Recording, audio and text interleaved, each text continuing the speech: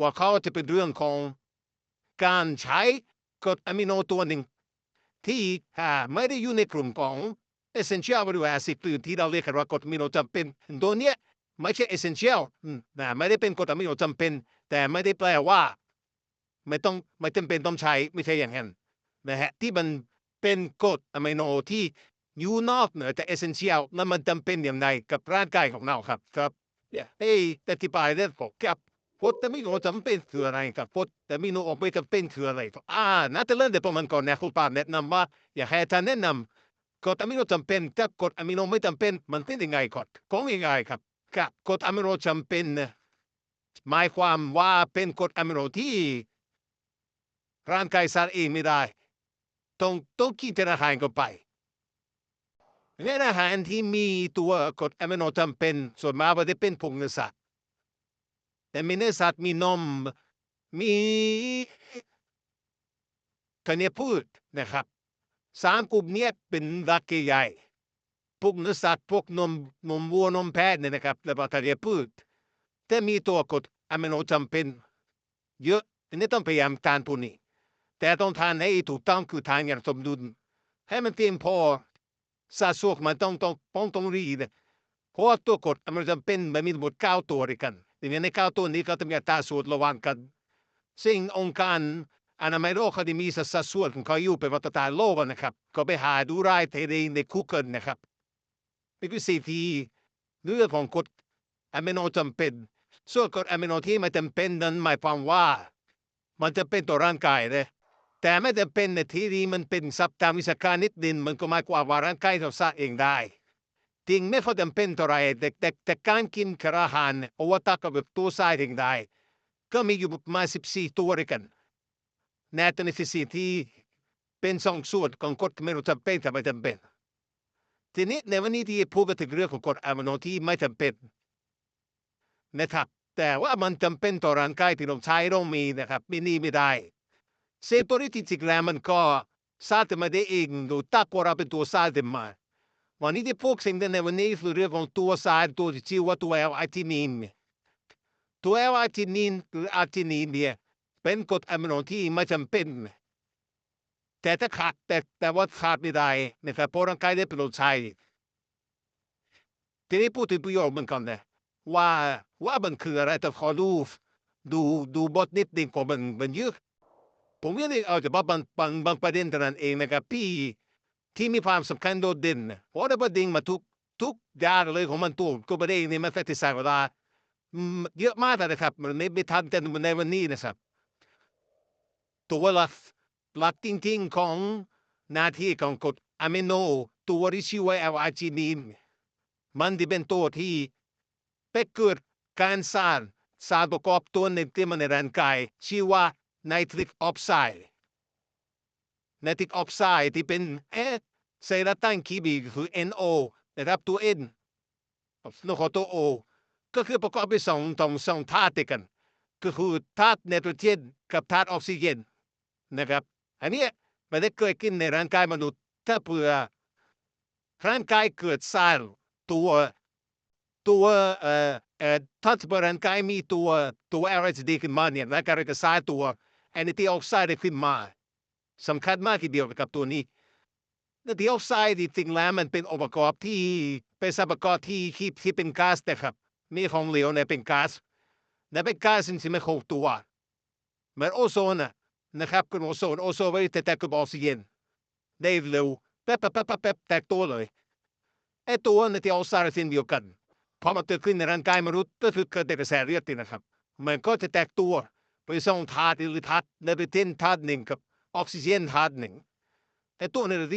เจนเนี่ยมันก็เป็นสารชีวเป็นก๊าซชีวก็ไม่มีอะไรนะครับไม่มีปฏิกิริยากับอะไรส่วนออกซิเจนนี่ก็เป็นสิ่งมีประโยชน์ใช่ไหมครับเพราะว่ามันจะทำให้เกิดการเพิ่มปริมาณของออกซิเจนขึ้นในกระแสเลือดดังนั้นการที่เราบริโภคตัวแอลไอทินินหรือไอทิดีเข้าไปเนี่ยนะครับมันก็จะทำให้ร่างกายเราเกิดมีออกซิเจนเพิ่มขึ้นซีออกซิเจนเพิ่มขึ้นก็เกิดจากการที่มันไปสร้างตัวสารที่สมประกอบชื่อว่าไนตริกออกไซด์ขึ้นมานี่เองนะครับทีนี้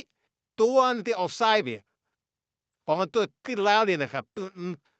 ระหว่างที่มันกำลังจะแตกตัวไปแยกออกจากกันเป็นไนโตรเจนตัวหนึ่งกับออกซิเจนตัวหนึ่งเนี่ยช่วงที่มันแตกตัวเนี่ยมันได้เกิดปฏิกิริยาขึ้นมานะครับเป็นปฏิกิริยาทางเคมีขึ้นมาก็คือเป็นตัวช่วยกระตุ้นให้หลอดเลือดเกิดการขยายตัวนะครับพอแอลไอทิลีนสร้างปฏิกิริยาสร้างขึ้นมานะครับพอสร้างปุ๊บมันไปแตกตัวและนี่ตัวแตกตัวเนี่ยมันที่เป็นตัวกระตุ้นให้เกิดการขยายหลอดเลือดนะฮะเหมือนกับโอโซนโอโซนคือโอซามนะครับมีออกซิเจนอยู่3 อะตอมด้วยกันโอโซนเนี่ยเวลาเกิดโอโซนปุ๊บมันก็จะแตกตัวออกซิเจนแต่ในช่วงที่มันติดตัวออกซิเจนเนี่ยมันมีคุณสมบัติพิเศษคือมันฆ่าเซลล์กายแม้นี่คือปฏิกิริยาทางเคมีนะครับแต่คนไม่เรียนเคมีอาจจะงงๆหน่อยนะว่าแตกตัวเรื่องมันติดฆ่าเชื้ออะไรอันนี้เป็นเรื่องที่ต้องทบทวนมาเรียนกันนะครับพอไปขออธิบายตรงนี้ดังนั้นเมื่อร่างกายได้รับตัวเอไมทีนีเข้าไปอย่างสม่ำเสมอร่างกายเราจะเกิดกระบวนการสารเมทิกออกไซด์อย่างสม่ำเสมอมันทำให้หลอดเลือดเคลื่อนตัวอยู่ตลอดเวลาอย่างสม่ำเสมอนะครับและเกิดปริมาณออกซิเจนเพิ่มขึ้นในร่างกายนี่คือประโยชน์ที่ยิ่งใหญ่มากข้อที่หนึ่งของการบริโภคตัวเอลไอทีดีนะฮะทีนี้ตัวอีกตัวหนึ่งที่สำคัญมากก็คือการที่เกิดไม่ใช่เกิดการที่บริโภคเอลไอทีดีเข้าไปเนี่ยอีกหน้าที่หนึ่งที่แยกไปจากการสร้างไนโตรเจนออกไซด์ก็อย่างหนึ่งแต่ทานหนึ่งตัวเอลไอทีดีไม่ได้สร้างตัวในคือกระตุ้นในคือการสร้างกรดฮอร์โมนมันเป็นตัวกระตุ้นให้สมองเกิดการหลั่งกรดฮอร์โมนออกไปสู่กระแสเลือดมากกว่าในระยะปกตินะครับกรดฮอร์โมนคืออะไรกรดฮอร์โมนคือฮอร์โมนที่มีประโยชน์อย่างมหาศาลในการซ่อมและสร้างเซลล์เราทุกวันเนี่ยที่เราใช้งานไปในแต่ละวันเนี่ยมันเกิดการเสื่อมเกิดการสลายเกิดการเสียหายเกิดการตายไปอะไรไปเป็นเรื่องปกติแต่ร่างกายมนุษย์เนี่ยก็จะทำการซ่อมตัวเองทุกคืนในช่วงที่เรานอนหลับนะครับเมื่อไรที่เราเริ่มหลับอย่างหลับพอสนิทแต่พอสนิทหลับลึกปุ๊บเนี่ยร่างกายก็จะหลั่งกรดฮอร์โมนออกมาเพื่อเอาไปซ่อมร่างกายเราตื่นเช้ามาแล้วมันก็รู้สึกสดชื่น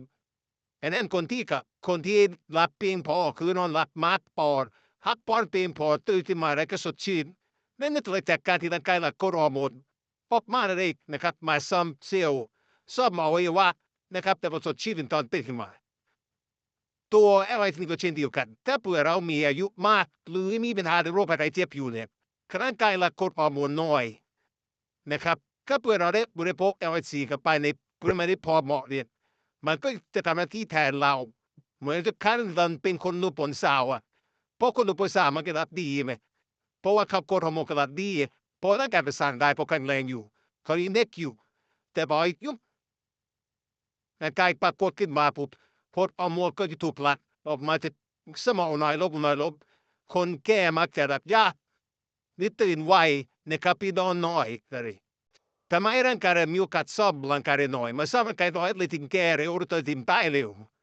ตอนนั้นในบริษัทตัว LSD เข้าไปเนี่ยมันเป็นแต่มาทำหน้าที่ในการซ่อมแต่เกี่ยวกับคนเหมือนกับที่เรายังเป็นหนุ่มเป็นสาวอยู่นะครับนี่คือข้อที่สองในความสำคัญอย่างยิ่งนะครับในการสร้างในการบริโภค LSD เข้าไปนะครับเพราะฉะนั้นตัว LSD ยังมีผลพลอยได้อีกหลายทางกระตุ้นให้เกิดการสร้างอสุจิหรือเชื้อตัวผู้ที่อยู่ในเพศชายนะครับในอันทะเนี่ยให้อสุจิมีความแข็งแรงนะครับเมื่ออสุจิแข็งแรงแล้วคนที่มีลูกยากก็โอกาสที่มีลูกน้อยขึ้นนะครับอีกอันหนึ่งก็คือช่วงที่มันเกิดไอดีออกไซด์ใช่ไหมแล้วออกซิเจนกับโปรตีนมันแยกออกจากกันเนี่ยตัวนั้นในช่วงที่มันทำให้เกิดการหลอดเลือดขยายตัวใช่ไหมครับอันเนี้ยเราจะพูดได้ในมุมผมปาในวัฒนออบได้ว่ามันเป็นตัวกระตุ้นทางเพศพอสมควรเพราะว่าเมื่อตัวเลือดขยายตัวได้ดีทำให้เลือดไปเลี้ยงรถอวัยวะเพศชายได้ดีทำให้การแข็งตัวได้ดีนะครับเป็นก็คือเป็นตัวกระตุ้นทางเพศได้ตามสมควรในริเบตที่สมรรถที่สามารถพูดได้นอกจากนั้นการที่มี การเกตัวเราเลือดเนี่ยมันสมผลพอได้ท้ายในเรื่องของความดันโลหิตสูงจะลดลงเพราะว่าเดิมทีเลือดมันอันอยู่กว่าเราเลือดมันตีเพียงไหมทำให้เราเลือดปีปลายเลือดมันสูงต้องกินยาลดความดันแต่พอเราเลือดแก่ตัวเพิ่มขึ้นช่องทางในการเดือดเลือดมันกว้างขึ้นมันท่อระบายน้ำแล้วปีกท่อเล็กมันท่อใหญ่น้ำก็จะไหลเวียนมากขึ้นเมื่อมันมากขึ้นปุ๊บแต่ไปเชื่อในความดันของน้ำที่มันอันอยู่เดี๋ยวมันก็จะลดลงนั่นก็คือความดันของคนทั่วไปก็จะก็คันลดลงด้วยนะครับนี่ผมพูดได้ไงของคนสูงอายุนะกับผู้ที่มีการป่วยบาดตาถึงควรเนี่ยแต่ได้มาที่เกิดการอะไรนะครับนี่คือสิ่งที่เป็นประโยชน์บางส่วนของ LITD และ LITD มีเหมาะอย่างยิ่งในการเยียบบริโภคในผู้ที่มีอายุตั้งแต่35ปีขึ้นไปเพราะ35ปีขึ้นไปแล้วร่างกายเริ่มอยู่ในขาลงแล้วเริ่มเข้าสู่วัยชราวัยแก่แล้วนะครับเมื่อเข้าสู่วัยชราแล้วตับเสื่อมเมื่อตับเสื่อมร่างกายสร้าง LITD ลดลงนั้นโอกาสที่จะเกิดเรื่องของการหลอดเลือดไม่แข็งตัวเกิดความดันเกิดออกซิเจนน้อยนะครับเกิดหลั่งกรดฮอร์โมนน้อยทำให้เกิดการสอบร่างกายน้อยต่างๆพวกนี้สมรรถภาพทางเพศลดลงการมีลูกก็ยากขึ้นสิ่งต่างๆเหล่านี้มันก็จะช่วยได้นะครับด้วยการที่เราใช้ตัวLITDในนั้นเมื่อคนที่มีอายุตั้งแต่35ปีขึ้นไปหรือคนที่มีอาการป่วยเช่นอายุอาจจะไม่ถึง35น้อยกว่านั้นแต่ป่วยซะเช่นเป็นเบาหวานเป็นมะเร็งพวกนี้ร่างกายก็จะหลั่งตัวนี้สารตัวนี้น้อยลงไปด้วยเหมือนกันก็เปรียบเทียบกับตัวLITDกับคนที่อยู่ในวัยหนุ่มสาวนะคืออยู่ในเกณฑ์ประมาณสักแต่วัยให้เดินไปขึ้นไปนะครับแต่คนที่บอกว่า13 14 15เนี่ยนะครับสามารถแพร่แปรที่มีวัยเดินไปแล้วนะเขาอยู่ในช่วงที่เติบโตนะการเติบโตนะเขาวัยหนุ่มสาวพอพ้นวัยรุ่นวัยหนุ่มสาวประมาณ20 25 30พวกนี้นั่นตั้งแรงแข็งแรงมากตักสามารถสร้างLITDได้เต็มที่เหมือนเห็นหลอดเลือดเขาไปอย่างก็จะขยายตัวได้ดีใช่ไหมเลือดจะได้ผ่านได้ดีอย่างนั้นเขาที่ไม่มีปัญหาเรื่องของสมองขาดเลือดนุกใจหรือมีปัญหาเรื่องของการขาดออกซิเจนนี่คนหนุ่มสาวก็ยังขมักทำไมยังแข็งแรงต่อให้เป็นคืนพอนอนหลับพอเขานอนก็หลับสนิทหลับสินพอหักหลักโคตรฮอร์โมนได้ดีพอเขาแข็งแรงมีอยู่ใช่ไหมครับเพราะนั้นใจก็สามารถที่จะผลิตฮอร์โมนได้ออกไปอย่างปกติได้ทางเพศก็เช่นเดียวกันก็ยังแข็งแรงก็ยังมีรูปได้ไม่ไปดักลักต่างๆกูเรียกนะครับสมรรถนะทางเพศก็ยังอยู่ในเกณฑ์ปกติความดันก็ไม่มานะครับเพราะว่าเราได้โฟยังไม่มีตัวเราเรียกไม่แข็งตัวยังไม่เกิดปัญหาเมื่อคนหนุ่มสาวพอพนันส่วนมากก็จะปกติมีแต่สิ่งที่เปรียบเทียบกันนะระหว่างคนหนุ่มสาวที่ทำไมถึงเมื่อนั้นไม่ต้องทานLITDเพราะว่าร่างกายของตักเขาทรายเพียงพอนะครับแต่พอพ้นวัยหนุ่มสาวมาแล้วเขาสู่วัยชราหรือวัยคนมีอยู่สูงแล้ว30ขึ้นไป40 50 60ปีอันนี้เอาละเกิดปัญหาเรื่องที่ผมพูดไปแล้วมาตอนต้นนะครับเมื่อถึง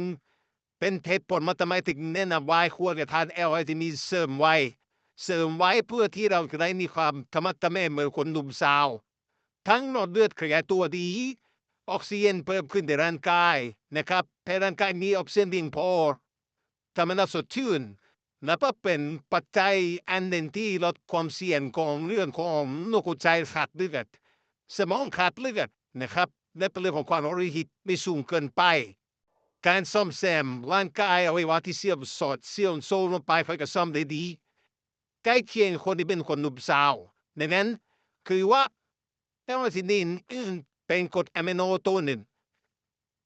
ที่ช่วยในการชะลอวัยนะครับที่ช่วยในการชะลอวัยคือ anti aging ได้นะครับทีนี้มาถึงปัญหาสำคัญที่อยากจะพูดกันตกส่งท้ายในตอนนี้คือเรื่องของ LITD นี่นะครับปกติแล้วเนี่ยถ้าเรากินวางผลวิตามินตัวออกซิเจนขยายหลอดเลือดกระตุ้นในการเกิดการสร้างกรดฮอร์โมนเพิ่มขึ้นในการซ่อมเซลล์ซ่อมร่างกายในตอนกลางคืนนะหรือการควบคุมความดันก็ดีมันเน้นช่วยเรื่องการลดคอเลสเตอรอลได้ด้วยเพราะว่ามันจะช่วยเรื่องของการผ่อนคลายได้ พอประมาณนะครับเมื่อร่างกายเราเมื่อเรากินแอลดีไปทำนะปอดกายมากินมาถึงตับนะประสานคอเลสเตอรอลลดลงมันก็เป็นการลดไขมันคอเลสเตอรอลทางอ้อมด้วยแต่ว่าจุดสำคัญยิ่งๆนะในงานแสดงจากต่างประเทศเขาพบว่าผู้ผู้ป่วยโรคมะเร็งนะครับผู้ป่วยโรคมะเร็งที่บริโภคแอลไอทีนี12 กรัมต่อคนต่อวันคนไข้เข้มข้นนะครับ12 กรัมต่อคนต่อวันปริมาณของแอลไอทีนินปริมาณเข้มข้นขนาดนี้เนี่ยมีการวิจัยว่ามันสามารถเข้าไปบล็อกก้อนมะเร็งด้วยการไปไปบล็อกตัวหลอดเลือดที่ก้อนมะเร็งมันสร้างขึ้นมาเองคือมาต่อกับหลอดเลือดของเราเลยแหละผู้ที่เอาเลือดเราไปใช้ในก้อนมะเร็งของมะเร็งตัวแอลไอทีนินนี่จะไปบล็อกกระบวนการนี้เพื่อไม่ให้เลือดของคนไข้มะเร็งเนี่ยมันเข้าไปสู่เส้นมะเร็งได้ง่ายขึ้นนะครับเหมือนจะเป็นการตัดน้ำตัดไฟอ่ะดังนั้นนี่คือสิ่งที่ฝรั่งเขาทำกันเนี่ยก็มีอีกตัวอย่างก็คือตัวนักวิชาการท่านหนึ่งที่ผมเคยไปฟังเขาปฏิบัติธรรมเมื่อ10 กว่าปีที่แล้วชื่อดรแอนเป็นคนอเมริกันดรแอนเนี่ยวัยครับผมเนี่ยซึ่งตอนนี้เขาคงอยู่ประมาณ70 ปีแล้วเขาเคยมีประสบการณ์เป็นโรคมะเร็งหลอดอาหารนะครับเมื่อตอนยังสาวๆอยู่ประมาณอายุ20 กว่าตอนนั้นดรเลนัสพอลลินนะครับดรเลนัสพอลลินเนี่ยเป็นบิดาของวิตามินซีของโรคนะครับซึ่งเคยได้รับรางวัลโนเบลถึง2 ครั้งในเรื่องของการค้นหาและค้นพบวิตามินซีเนี่ยเป็นอาจารย์ของดรแอนและพอรู้ว่าเราแดกดรแอนเนี่ยเป็นมะเร็งหลอดอาหารอยู่ไม่รู้สิของแกก็เลยไปปรุงก็คือทำตัวเนี้ยเอาไว้ที่นี่ดีแหละมาจากการหมักมาจากการหมักปลาทะเลกระบวนการของเขามาทำขึ้นมาเพราะนั้นเป็นอาหารคนที่แสนจะมีกลิ่นเหม็นนะครับเอามาให้ดรแอนทานบอกว่าถ้าเพื่อเธออยากจะอายมะเร็งอย่างปฏิหารคือเธอต้องทานอาหารดิฉันทำมานี่ก็ตั้งใจกินกันไปนะครับที่สม่ำเสมอแล้วผมว่าดรแอนหายขาดจากโรคมะเร็งได้นี่คืองานวิจัยที่ดรแอนเป็นผู้ประสบด้วยตัวเองนะครับก็เป็นงานที่งานวิจัยเป็นการทดลองของตัวเองที่อาจารย์ของเธอก็คือดรเลนัสพอลลิงเนี่ยมาทำให้คิดนะครับที่มีคนที่มีชื่อเสียงมากกว่าโรคที่เดียวในสมัยก่อนครับแล้วดรแอนก็มีโอกาสมาบรรยายที่ประเทศไทยแล้วก็ไปนั่งฟังก็ฟังแล้วก็น่าสนใจทีเดียวก็เลยถอยก็ตั้งแต่มาปกติดตามเรื่องของสารตัวนี้มาตลอดก็โชคดีที่เราสามารถที่จะดีลได้กับทางผู้นำเข้านะครับตัวแอลไอจินินที่มีความเข้มข้นสูงมากถึง 98% นะครับแล้วเราก็ไม่ใส่สารอะไรเลยเข้าไปในนั้นนะก็คือเอามาเป็นตัวนี้นะครับตัวที่ผมเห็นเมื่อวานนี่เลยก็นี่คือตัวเป็นแคปซูลนะครับเป็นตัวแอลไอจินินที่ที่เรามีอยู่นะครับแล้วก็สามารถที่จะแบ่งปันนะครับผู้บริโภคที่สนใจเอาไปรับประทานได้เลยซึ่งอัตราของการบริโภค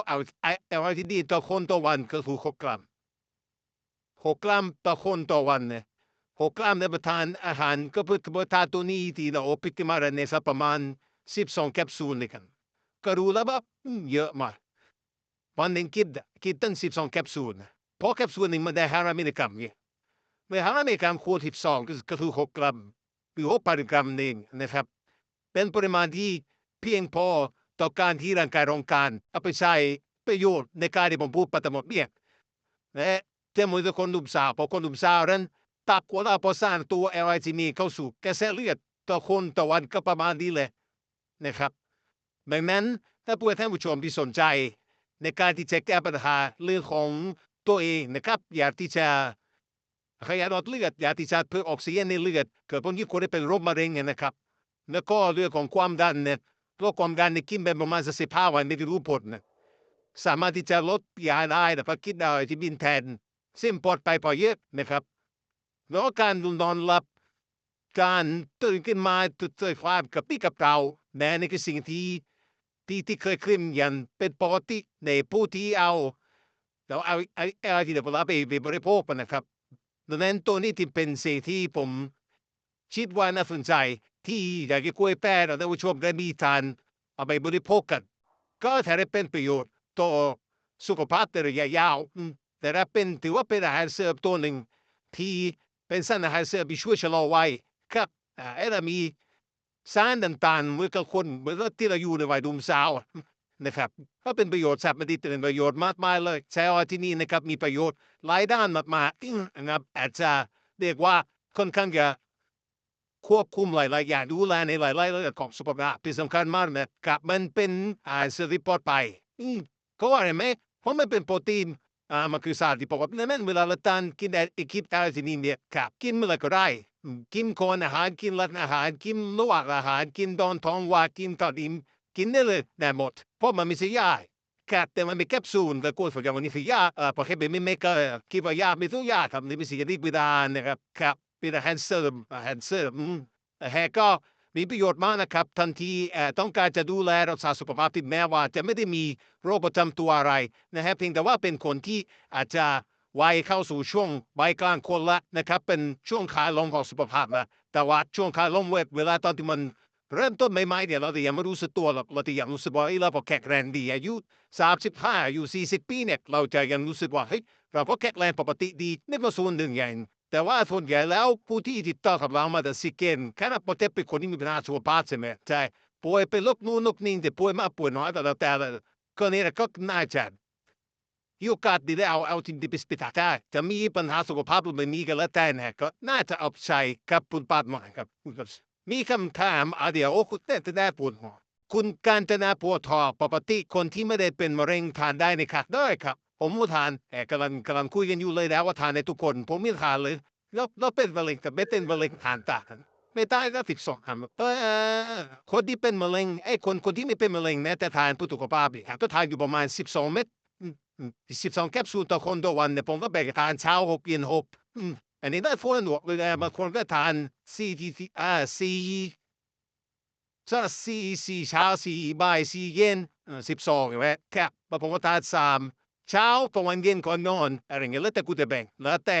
อันนี้2เม็ดเดียวก็คือเด็กบางคนนี่กินพอตายใจก็เอาทานทิ้ง12เม็ดเขาขี้เกียจจังอีกทีถ้าว่ากินทีเดียวเลย12เม็ดเนี่ยนี่ก็สิ่งที่เคยกินคือจะกินก็ได้ครับแต่ทีนี้ถ้าปวดต้องการมันพอจริงๆหรือของมะเร็งเนี่ยจะกินวันละ24เม็ด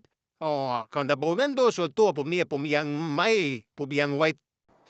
ไม่ไม่อยากแนะนำทิ้งทุกๆตันอันนี้คือบทผลวิจัยที่ทางพวกนักศึกษาเราทำแต่มาผลทดสอบของอ้างของตัวเองที่ทำมาให้ออกมาก็กินปริมาณนี้ดังนั้นถ้าเปิดท่านผู้ชมที่เป็นโรคนี้อยู่หรือใครเป็นโรคนี้อยู่อยากจะทดสอบก็สามารถทำได้ครับนะครับอันตรายไหมก็คิดว่า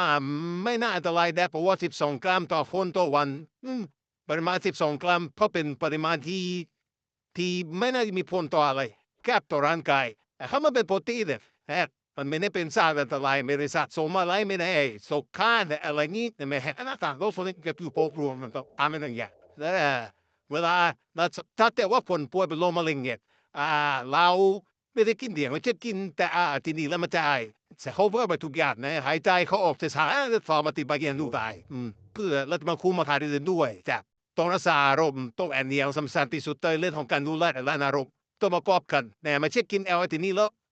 สบายเลยนายทุกอย่างอะไรไม่ใช่อย่างนี้นะครับเป็นคนที่คนแค่มันเลยโคราชผมมีหลายคนเนี่ยที่กินลิวินยูแต่มากินแค่ก็กินแค่12ครับมันคือกินทวันโน้ตคนปกติครับแต่มาเข้าปฏิบัติอย่างที่เราบอกกันเลยอย่างกินขัดข้อที่บอกยิงก็เต็มที่ด้วยอารมณ์ต้องเป็นคนที่อารมณ์ไม่ได้ดีครับเป็นคนอารมณ์ดีอยู่เสมออะไรเงี้ยเขาสามารถควบคุมเรื่องดีมาแต่ก็ยังที่เราพูดกันอยู่เสมอเลยว่าโรคแห่งความเสื่อมเป็นลายที่มันเกิดขึ้นนั่นนะครับไม่ว่าจะเป็นเบาหวานเป็นมะเร็งเป็นความดันไขมันอะไรก็แล้วแต่การที่เราจะดูแลอาการเราเนี่ยไม่ใช่ว่ากินอะไรอย่างใดอย่างหนึ่งหรือว่าทำอะไรอย่างใดอย่างหนึ่งแล้วมันจะสามารถแก้ไขปัญหาทั้งหมดได้นะครับมันต้องแก้ไขทั้งระบบของการใช้ชีวิตของเรานะเพราะมันเป็นโรคที่เกิดจากพฤติกรรมดังนั้นนะครับการแก้ต้องแก้ที่พฤติกรรมทีนี้พฤติกรรมมันมีหลายด้านเรื่องอารมณ์ เรื่องความเครียดความคิดเนี่ยสำคัญที่สุดนะต้องดูแลตรงนี้ให้สมบูรณ์นะครับเรื่องอาหารนะฮะก็อาจจะใช้ผลิตภัณฑ์ของเราไม่ว่าจะเป็นตัวทันไลน์นะสีเกนโปทานแทนเลยเนี่ย6 แบรนด์5 แบรนด์เนี่ยนะครับ ใช้อาหารตรงนี้แล้วก็ต้องคุมอาหารปกติด้วยที่มีวิตามินซีหรืออะไรต่างๆเนี่ยก็จะเป็นตัวเสริมเป็นอาหารเสริมดังนั้นแล้วผมมีให้บริการทั้งอาหารหลักและอาหารเสริมด้วยนะฮะแล้วก็การออกกำลังกายการพักผ่อนก็ต้องดูแลให้ครบทุกด้านเลยมันถึงจะเป็นองค์รวมมันที่จะเป็นการรักษานะการดูแลเป็นไอ้ยาบำรุงช่วยไหมธรรมชาตินะครับพอพูดแบบฝากอีกโอเคอันนี้ก็ เดี๋ยวเรามาทักทายกันไหมครับทักทายเกียรติคุณเกษรีคุณเกษสินคุณเกษรีบอกว่าเป็นบอกว่าเบาหวานค่ะก็คงจะประมาณถามว่าถ้าเป็นเบาหวานแล้วผมเข้าใจว่าที่นี่เนี่ยมีประโยชน์ยังไงมีประโยชน์อยู่แล้วโอ้โฮนี่มันกินได้ตลอดเวลาไม่ว่าจะเป็นโรคอะไรนะครับแต่อย่าเข้าใจว่ากินไอ้เดี๋ยวนี้แล้วโรคคุณจะหายไม่ใช่อย่างงั้นไม่ใช่รักษาทุกโรคกินเพื่อสุขภาพครับกินเพื่อให้ร่างกายเราแข็งแรงและเอาไปสู้กับโรคได้ดีครับนะครับซึ่งมันต้องมี และได้ส่วนประกอบการอย่างที่ผมเป็นเมื่อวานนี้หลักเลยคือตะคุมอาหารนะครับไม่ใช่กินอาหารปกติแล้วกินอาหารดีๆแล้วจะหายเบาหวานไม่ใช่นะครับผู้มาถูกต้องซึ่งเราจะมีแพลนอยู่แล้วมีข้อปฏิบัติอยู่แล้วพวกเราอย่างชัดเจนแน่นอนแต่ก็รักตามดีถ้าเรามองอย่างนี้ได้ไหมว่าคนสำหรับคนเป็นเมื่อวานเนี่ยการใช้แอลาตินินเนี่ยมันต้องไปเพิ่มพวกโกรทฮอร์โมนใช่ต้องทำให้การซ่อมแซมร่างกายต่างๆโดยเฉพาะแต่พวกอ่อนแย ใช่พัฒนาฟื้นฟูขึ้นมามากขึ้นถูกต้องแต่ว่าทีนี้มันปัญหาใหญ่เนี่ยคือมันไม่มีตัววัดไงมันวัดไม่ได้อันนี้มันคือมันไม่เกี่ยวกับความศรัทธามันไม่เกี่ยวกับความเชื่อในความมุขามศรัทธานะครับนะฮะก็ก็ต้องทำในภาพรวมเลยอย่างที่อาจารย์ว่านะครับคุณชุมแพครับคุณชุมแพเสนอพอยถามว่าการแทน LRTD เนี่ยมีผลต่อการทำงานของตับไหมครับไม่มีครับคงจะกลัวว่ามันไปโตะท่านมันไม่เลยเห็นมันไม่ได้หาย เข้าไปในร่างกายมันถูกย่อยเรียบร้อยมันก็กลายเป็นตัว LSD ที่เป็นตัวโมเลกุลที่เป็นอิสระแตกตัวไปแล้วมันรบกวนใครครับไม่ทำอะไรให้ร่างกายเสื่อมในร่างกายเราครับนะฮะก็สบายใจได้ว่าไปมาครับก็มันก็ที่แล้วมันคือสารอาหารตัวหนึ่งนะนะเวลาเราเรียกเป็นรูปเป็นสาวเนี่ยร่างกายเราผลิตขึ้นมาเองได้นะครับใช่เนี่ยโอเคคือไม่ใช่สิ่งใหม่นะครับอันนี้เป็นสิ่งที่ร่างกายคุณใส่อยู่แล้ว ไม่ต้องให้เป็นหนุ่มเป็นสาวเนี่ยถ้าเราสร้างในตัวเองว่าจะดีครับแต่ทีนี้พอเราอายุมาเข้าไงความเสี่ยงของมันเกิดขึ้นมาปุ๊บไอ้ตัวนี้มาถูกสร้างลดลงแล้วเราไปได้กินตัวนี้เข้าไปเพื่อเสริมให้มันเป็นเหมือนเดิมอะค่ะแค่นี้เองคุณชูแพรบอกว่าขอบคุณมากค่ะวันนี้เรามาทักทายท่านที่เข้ามาร่วมชมกับเราหน่อยนะครับคุณนัทธานะครับคุณอิทธิพล นะครับคุณชัยสิทธิ์คุณวัชรพรนะฮะสวัสดีค่ะอาจารย์เข้ามาด้วยนะครับคุณวัชรพรนะครับคุณอรพินคุณจิตาภาคุณโชติกานะคุณโชติกาสวัสดีอาจารย์เข้ามาด้วยนะครับคุณบุญชูคุณวีเจวาวชิระนะคุณวีเจวชิระคุณอักษรทิพย์คุณยิ่งคุณแซนดี้คุณสุมาลีคุณเจตพรคุณโตปังคุณแฮะคุณโตปังคุณนี่โต คุณโตฟอแฮโลโตโรบุรีลบบุรีนะครับคุณวินัยานะครับวันนี้เจ้าประจำนะครับคุณวินัยาเป็นแฟนพันธุ์แท้ของเรานะฮะครับนะครับคุณวินัยาสวัสดีค่ะอาจารย์และสวัสดีที่แม่ทุกท่านด้วยสวัสดีนะครับคุณกัตนาพรคุณเกษินี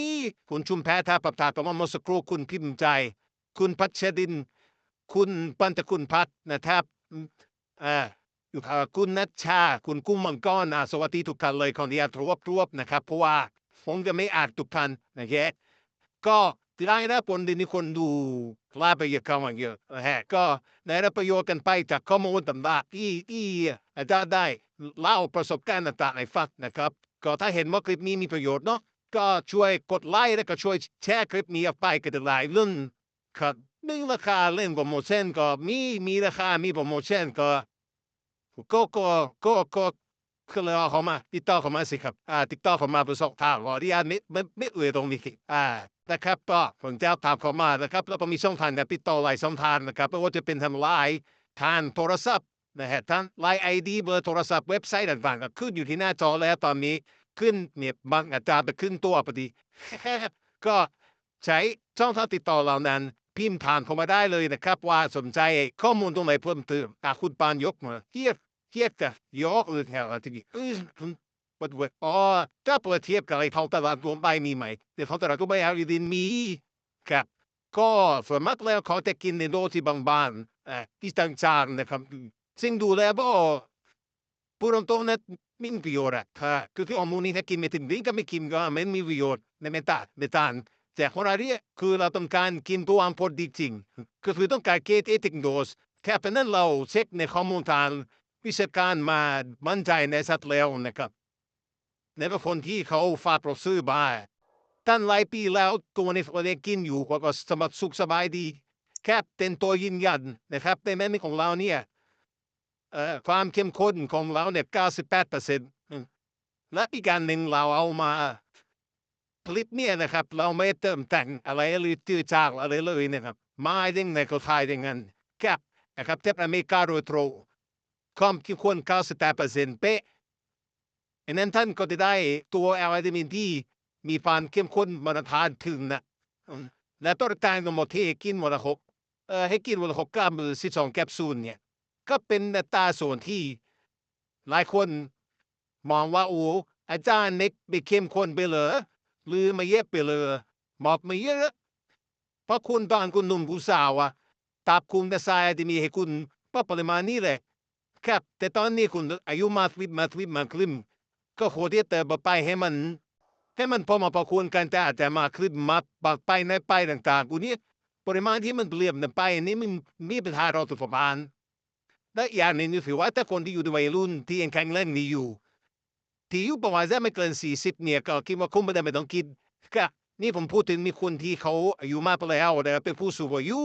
หรือเป็นผู้ป่วยที่ร่างกายเสื่อมโทรมอันนี้ควรจะคิดค่ะ